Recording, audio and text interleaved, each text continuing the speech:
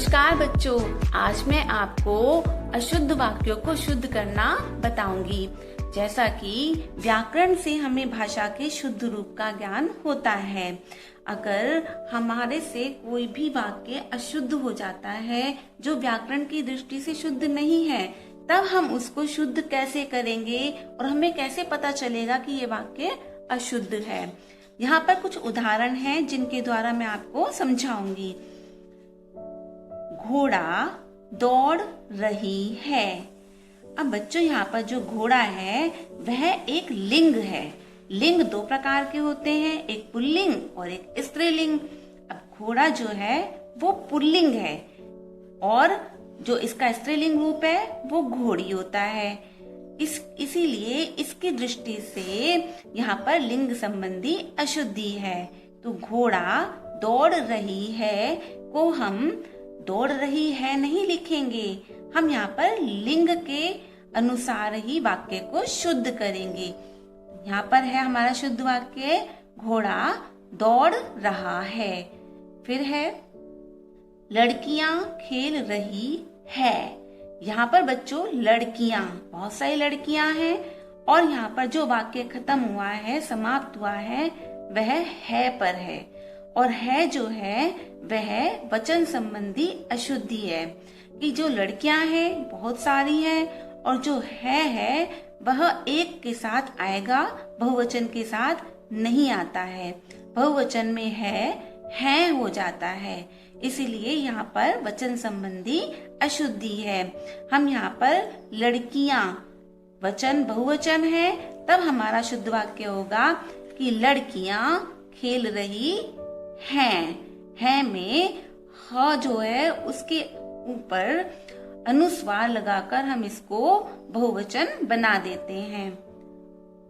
फिर है जाते हैं हम अपने घर।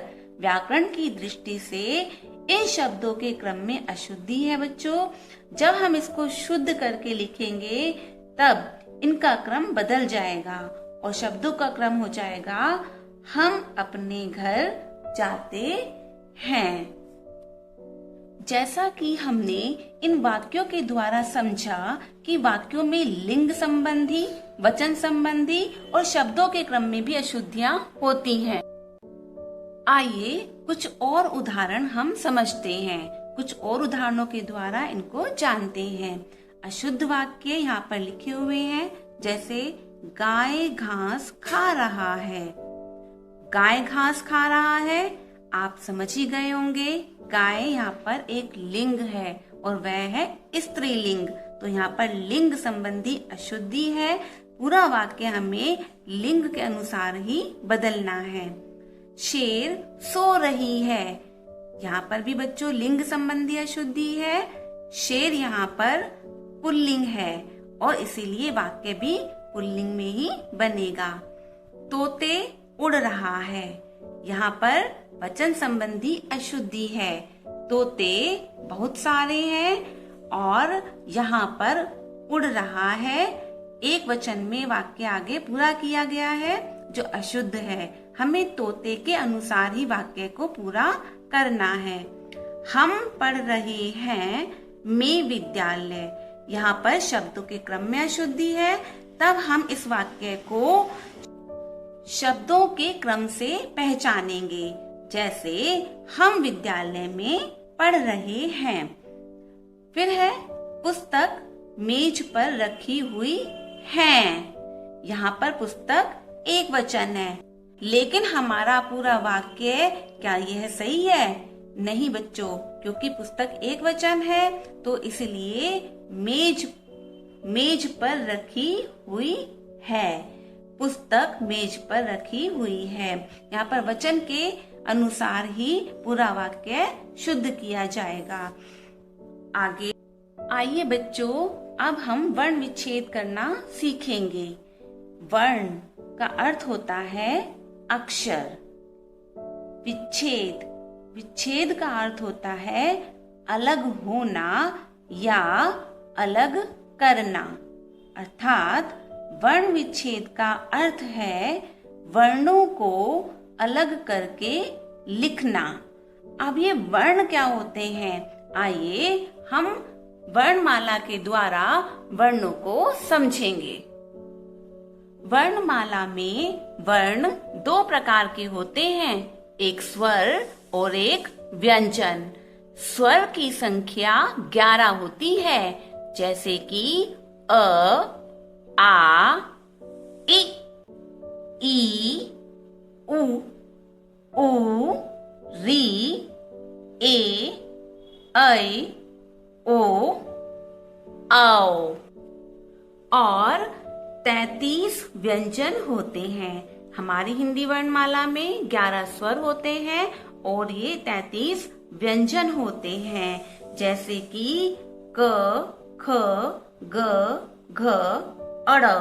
अब देखो बच्चों, यहाँ जितने भी व्यंजन हैं ये सब किसी ना किसी वर्ग में रखे गए हैं। जैसे क वाली पंक्ति में दिए गए जितने भी व्यंजन हैं उनको एक क वर्ग में रखा गया है। फिर च, छ, ज, झ, य, ये जितने भी व्यंजन हैं ये च वर्ग में रखे गए हैं। ऐसे ही ट, ठ, ड, ढ, ण ट वर्ग में, त, थ, द, ध, न त वर्ग में, प, फ, ब, भ, म प वर्ग में, य, र, ल, व अंतस्थ, श, श, स, ह ऊष्म वर्ग में रखे गए हैं। इनका उच्चारण स्थान भी बताया गया है। यदि क वर्ग वाले आप व्यंजन बोलते हैं तब उनका उच्चारण स्थान कंठ होता है। जब हम च वर्ग वाले व्यंजन बोलते हैं उनका उच्चारण स्थान तालु होता है। ऐसे ही ट वर्ग वाले व्यंजनों का उच्चारण स्थान मूर्धा, त वर्ग वाले व्यंजनों का उच्चारण स्थान दांत, प वर्ग वाले व्यंजनों का उच्चारण स्थान ओष्ठ, अंतस्थ वाले व्यंजनों का उच्चारण स्थान कंठ और तालु, ऊष्म वाले व्यंजनों का उच्चारण स्थान ऊष्मा द्वारा होता है। कुछ अन्य वर्ण जिनको हम आइए पढ़ते हैं। दो या दो से अधिक व्यंजनों से मिलकर बने व्यंजनों को हम संयुक्त व्यंजन कहते हैं, जैसे अक्ष, त्र, ज्ञ, श्र। ये बच्चों दो मतलब कि क, श, ये दोनों के दोनों ही व्यंजन है। इन दोनों से मिलकर यह अक्ष बना है। त, र, यह इन दो व्यंजनों से मिलकर बना है त्र। ज, य, यहाँ पर ये दो अलग अलग व्यंजन हैं, इनसे मिलकर च बना है। श, र, यहाँ पर श्र इन दोनों अलग अलग व्यंजनों से मिलकर बना है, जिन्हें हम संयुक्त व्यंजन कहते हैं। कुछ अन्य वर्ण जैसे अंग, इसको हम अनुस्वार कहते हैं। जब हम इससे संबंधित कुछ इन शब्दों को बोलेंगे, जैसे शंख, हमने इसको बोला और जब इसमें एक ध्वनि आई वो हमारे नाक से निकलती है। जब हम अनुस्वार शब्दों को बोलते हैं तब हमारे नाक से ध्वनि निकलती है। तिरंगा, हमने यहाँ पर तिरंगा बोला तब हमारे नाक से ध्वनि निकली, इसलिए यहाँ पर यह अनुस्वार शब्द है। फिर यह विसर्ग होते हैं। इनका प्रयोग मुख्यतः संस्कृत भाषा में किया जाता है, जैसे अतः, प्रातः।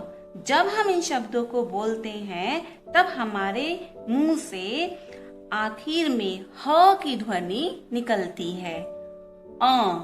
ये है अनुनासिक। जब हम इनके शब्दों को बोलते हैं गांव, कांच, तब हमारे मुंह और नाक से ध्वनि निकलती है।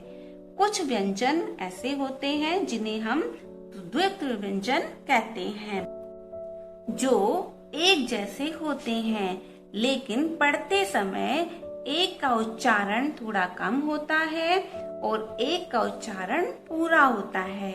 जैसे यहाँ पर पक्का, यहाँ पर 2 क आए हैं जिसमें एक का उच्चारण करते समय कम समय लगा और एक का उच्चारण करते समय पूरा समय लगा। ऐसे ही कुछ और वर्ण हैं जिनमें हमें थोड़ी सावधानी बरतनी चाहिए। जैसे ड से डमरू, डलिया। ड के जैसा ही एक और वर्ण होता है अड़।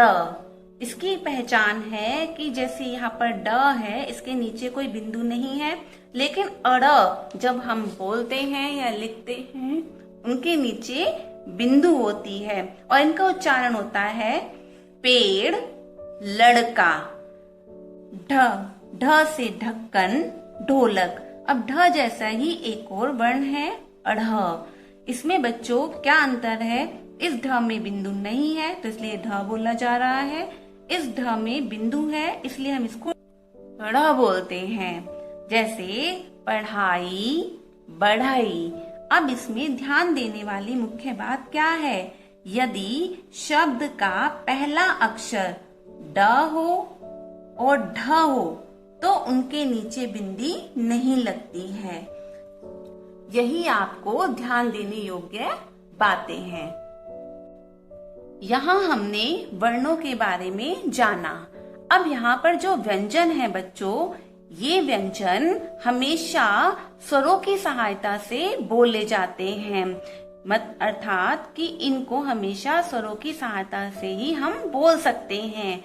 जैसे क, हमने क बोला तब इसके साथ अ की ध्वनि हमें सुनाई दी और इसीलिए यह स्वतंत्र ना होकर किसके ऊपर आश्रित है? यह सभी व्यंजन स्वरों के ऊपर आश्रित है।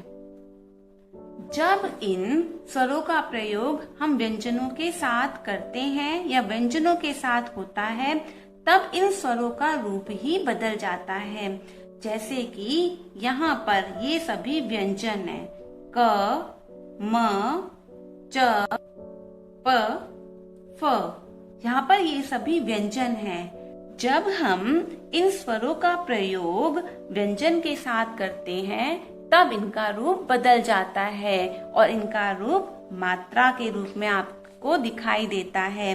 जैसे कि क के साथ जब हमने आ स्वर निकाला तब यहाँ पर देखो मात्रा के रूप में वह बदल गया।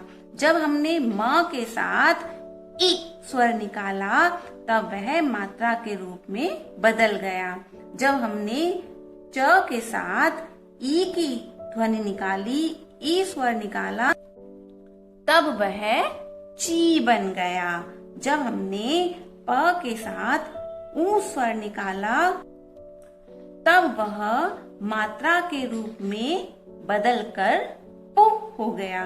जब हमने फ के साथ ऊ स्वर को जोड़ा तब वह मात्रा के रूप में इस प्रकार बदलकर फू बन गया। हमने सभी वर्ण समझ लिए। अब हम उन वर्णों का विच्छेद कैसे करेंगे, आइए समझते हैं। कमल का वर्ण विच्छेद हम करेंगे आधा क प्लस अ प्लस आधा म प्लस अ प्लस आधा ल प्लस अ। फिर है चिड़िया, आधा च प्लस ई प्लस आधा ड़ प्लस ई प्लस आधा य प्लस आ। वर्ण विच्छेद में ध्यान रखने वाली बातें इस प्रकार हैं। जैसे हमने यहाँ पर लिखा आम। आम का वर्ण विच्छेद है आ प्लस आधा म प्लस अ। ऐसे ही दूसरा शब्द है ओस, उसका विच्छेद हम करेंगे ओ प्लस आधा स प्लस अ।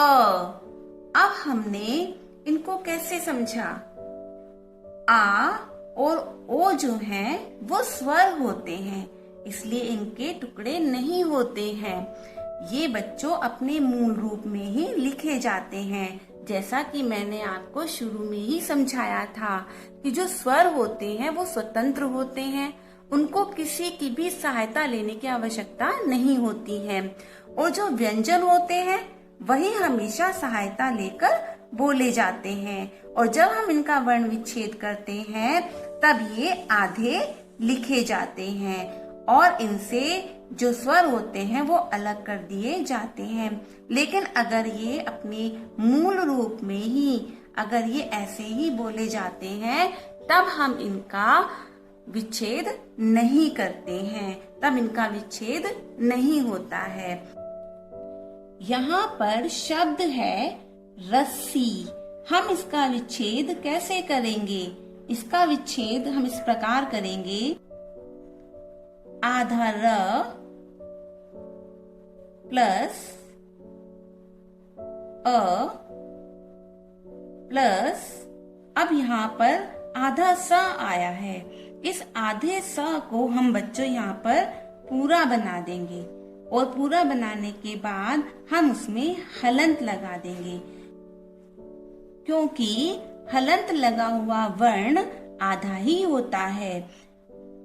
प्लस स आधा स प्लस ई, ये हो गया हमारा रस्सी। एक और शब्द है पुस्तक। इसका विच्छेद भी हम इसी प्रकार करेंगे, आधा प प्लस, अब यहाँ पर जो मात्रा है वह है ओ, प्लस फिर यहाँ पर बच्चों आधा सा आया है, हम इसको पूरा बनाकर उसके नीचे हलंत लगा देंगे। अब ये हमारा आधा ही माना जाएगा, आधा त, ये आधा है त में अ प्लस आधा क अ। अब ये हमारा पुस्तक का वर्ण विच्छेद इस प्रकार बन गया। अब शब्द में जो अक्षर आपको आधे दिखाई दे रहे हैं उनको हमने क्या किया, पूरा लिखकर उनके नीचे हमने हलंत लगा दिया, जिससे कि ये आधे ही पढ़े गए हैं। कुछ ऐसे शब्द होते हैं जिनके ऊपर इस प्रकार का बिंदु लगा होता है। ऐसे शब्दों को हम अनुस्वार वाले शब्द कहते हैं। जब हम इनका उच्चारण करते हैं तब हमारे नाक से ध्वनि निकलती है और इनका उच्चारण इस प्रकार किया जाता है, जैसे कंगन, क के ऊपर आवाज निकली अंग की, तब हमने इसका विच्छेद इस प्रकार किया, आधा क प्लस अंग प्लस आधा ग प्लस अ प्लस आधा न प्लस अ। पंखा, यह शब्द भी अनुस्वार वाला शब्द है। इसको बोलते समय भी हमारे मुख से नाक से ध्वनि निकली। इसका विच्छेद हम किस प्रकार करेंगे, आधा प प्लस अंग प्लस आधा ख प्लस आ, पंखा। अब यहाँ पर ये वाला शब्द आप देख रहे हैं, यहाँ पर एक चंद्र बिंदु इस शब्द पर लगा हुआ है। ऐसे शब्दों को हम अनुनासिक वाले शब्द कहते हैं। इन्हें बोलते समय हमारे मुंह और नाक से ध्वनि निकलती है, जैसे चांद। इसको बोलते समय हमारे मुंह और नाक से ध्वनि निकली।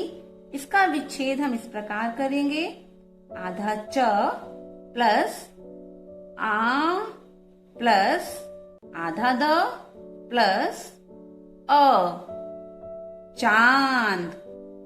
फिर है कुआं। इसका विच्छेद हम इस प्रकार करेंगे। आधा क प्लस उ प्लस आ, कुआं। इस प्रकार हमने इन अनुनासिक और अनुस्वार शब्दों का हमने वर्ण विच्छेद किया। इस प्रकार एक ही ध्यान देने वाली बात इसमें होती है कि बच्चों, जब हम व्यंजन से जब कोई शब्द शुरू होता है तब हम उन वर्णों को अलग अलग करके लिखते हैं। जैसे कि यहाँ पर मैंने आपको समझाया, क बोलते समय अ की ध्वनि है, हमने उसको यहाँ पर अलग किया और हमने क को आधा लिखा। फिर ये म है, म को हमने आधा लिखा और इसमें से अ की ध्वनि निकल रही थी तो आ को हमने अलग किया। ल में से जब हमने अ को अलग किया तब ल हमने आधा लिखा, यानी कि ये हमारे व्यंजन है। जब हम इन व्यंजनों से स्वरों को अलग करते हैं तब हमारे व्यंजन आधे लिखे जाते हैं। लेकिन जब हम अ, आ, ओ आदि जैसे स्वरों को जब हम विच्छेद करते हैं, जब हम ऐसे स्वरों से विच्छेद करते हैं, जैसे कि यहाँ पर आम, ओस का हमने वर्ण विच्छेद किया, तब यहाँ आ के और टुकड़े नहीं हुए, ओ के और टुकड़े नहीं हुए, क्योंकि ये स्वतंत्र हैं। लेकिन जब हमने म और स को विच्छेद किया, इनके टुकड़े किए, तब बच्चों हमने इनमें आधा इनको दिखाया, हमने इनको आधा दिखाया और उनसे स्वरों को अलग कर दिया। इस प्रकार व्यंजन लिखते समय हम उनको आधा दिखाते हैं और स्वरों को अलग करके लिखते हैं। हमने आज वाक्यों को शुद्ध करना, वर्णमाला और वर्ण विच्छेद करना पढ़ा और सीखा। अब आप इसका अभ्यास कार्य कीजिए। धन्यवाद।